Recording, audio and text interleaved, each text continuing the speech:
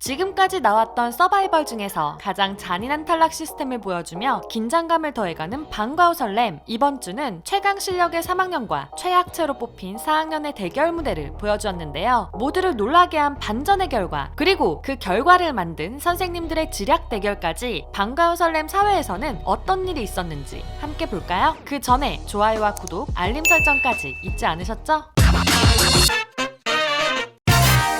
먼저 지난주 논란이 되었던 2학년 선생님 유리의 탈락자 선정 방식이 편집으로 인한 오해였다는 점을 잡아주고 갑니다. 사실 유리는 좋은 실력을 보여준 승은이를 뽑고 싶었지만 학생들을 더 오래 본 트레이너들의 선택으로 지원이가 선택된 것이었죠. 이렇게 다시 편집해 보여줌으로써 지원이의 합격은 유리의 일방적인 편애가 아니었다는 것을 해명했는데요. 1차 학년 대결 무대는 방송이 나오기 전에 결과가 나왔기 때문에 대중평가단은 연습과 중간평가 과정에서 어떤 일이 있었는지 모릅니다. 그렇기에 무대에서 누가 더 매력적으로 보이는지가 더욱 중요한데요. 이제는 그 선택이 옳았다는 것을 지원이가 무대를 통해 보여줘야 합니다. 그리고 옥주현 선생님의 3학년 탈락자 발표가 있었는데요. 옥주현은 참가자들이 실력이 더 늘 수 있도록 굉장히 꼼꼼하고 디테일하게 학생들을 가르쳤습니다. 대부분 실력이 뛰어난 3학년이지만 조금 부족한 학생들도 있긴 했죠. 옥주현은 발전 가능성을 기준으로 두고 탈락자들을 선정했습니다. 그렇게 신예슬, 최윤주, 김리나, 구현경, 김지연이 탈락하고 마지막으로 김민지와 김나연 중에서 김나연이 떨어지게 되었는데요. 이 선택을 옥주현은 아쉬워할 수도 있을 듯합니다. 실력을 보고 고심해서 김민지를 선택했지만 결국 학년 대결 미션에서 관객평가 점수 꼴찌를 하며 탈락 후보가 되었기 때문이죠. 4학년은 실력의 편차가 굉장히 큽니다. 특히 소연이가 비주얼 학생으로 뽑은 김유영과 조유정은 다른 학생들에 비해 실력이 많이 떨어지는 편인데요. 그래서 소연이는 둘에게 합격을 하기 위한 기준점을 제시합니다. 유연이는 자신감 있게 소리를 낼 것, 유정이는 매력적인 표정 연기를 할 것. 중간평가에서 두 사람은 확실하게 차이가 나게 되었는데요. 유연이는 소리를 자신감 있게 내었지만 유정이는 춤과 노래에 집중하느라 표정 연기를 전혀 보여주지 못했죠. 이런 차이에 소연이는 유정이가 비주얼 최애였음에도 탈락시켜버렸습니다. 전유은, 고태희, 강민지, 이하영, 최수민, 조유정이 탈락하며 4학년 멤버들이 결정되었는데요. 그나저나 유연이는 인터뷰마다 떡진 머리에 피곤한 표정을 하고 있는 것이 얼마나 노력하고 있는지 보이는 것 같습니다. 1학년 탈락자 발표는 다소 빨리 지나갔죠. 유튜브에서 선공개 영상으로 보여주었기 때문인데요. 매력과 보컬에서 고민하던 1학년 선생님 아이키는 김정윤, 김민솔, 이시율, 김민주, 고은채, 박한음을 탈락시켰죠. 은채는 라이브를 잘하는 멤버임에도 탈락시킨 것을 보면 아이키는 매력에 점수를 더 주는 도전적인 선택을 한 것인데요. 1학년을 폭탄을 싣고 가는 차처럼 만들겠다는 아이키. 어떤 무대가 탄생될지 기대됩니다. 이렇게 탈락자 발표가 끝나고 본격적인 학년 대결 무대가 펼쳐졌는데요. 그 전에 최종 데뷔 멤버가 어떻게 정해지는지 알려졌습니다. 최종 데뷔 멤버는 7명. 하지만 그 7명을 선정하는 방식이 지금까지의 서바이벌 오디션과는 많이 달랐는데요. 학년끼리 맞붙어 가장 우수한 성적을 낸 학년이 데뷔조의 자리를 하나씩 차지하게 됩니다. 즉 이번 1차 학년 대결 미션에서 최종 우승한 학년이 데뷔조 자리 하나를 가지게 되는 것이죠. 그런데 먼저 데뷔조의 한 자리를 결정합니다. 온라인 투표 결과 1등이 속한 학년에게 준 것인데요. 이번 투표는 11월 12일부터 22일까지의 투표 결과로 방과후 설렘 방송 전에 진행한 투표입니다. 그렇기에 방송을 보고 난 후에 투표 결과와는 많이 다를 수 있는데요. 10등까지의 순위는 이렇습니다. 10등 2학년 이영채, 9등 2학년 미나미, 8등 4학년 명형서,